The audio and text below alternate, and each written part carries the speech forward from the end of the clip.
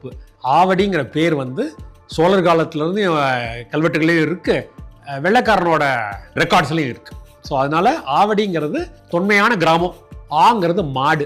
அதனால மாடு மேய்ச்சல் நிறைய மெட்ராஸ் மந்தவள்ளி மாதிரி நிறைய இடங்களுக்கு வந்து உங்களுக்கு மாடு சம்பந்தப்பட்டது, ஒரு கிரேசிங் எக்கானமி, இது மாடுகள் இருந்த இடம்னு இருந்திருக்கலாம். அதனால தான் ஆவடிங்கிற பேர் வந்துச்சு. இந்த ஊரோட வாழ்வாதாரம் முழுக்க கூவத்தை நம்பி தான் இருந்திருக்கு. அப்போ அது சுத்தமான நீரோட்டத்தோட இருந்துச்சு.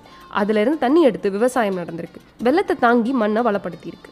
ஆவடிக்கு முக்கியமான லைஃப் கிவிங் ஜியாகிரபிக்கல் ஃபீச்சர் வந்து கூவமாறு. கூவமாறு வந்து 72 கிலோமீட்டர் தான் வரும். சின்ன ஆறு தான், பட் ஆனால் ஒய்டான ஆறு. பாலாரோட பல வாட்டர் ஷெட்டில் இது லிங்க் ஆகிருக்கும். ஸோ அந்த காலத்தில் பெருசாக ஒரு அக்ரிகல்ச்சரும் சரி, டெய்ரியும் சரி, மாடுகள் நிறையா இருந்திருக்கும், விவசாயம் நிறையா இருந்திருக்கும். அதுக்கு ஃபுல்லாக வந்து கூவம் தான் சப்போர்ட் பண்ணியிருக்கும். அப்புறம் ஆவடியில் ஆட்கள் நிறையா செட்டில் ஆக ஆரம்பித்த உடனே ரிவர் டர்ட்டி ஆகுது. இன்றைக்கி கூவத்தை வந்து நீங்கள் கிளியராக இருக்க வாட்டர், டர்ட்டியாக இருக்க வாட்டர் ரெண்டாக பிரிச்சிங்கன்னா உங்களுக்கு ஆவடியில் தான் அது மாறும்.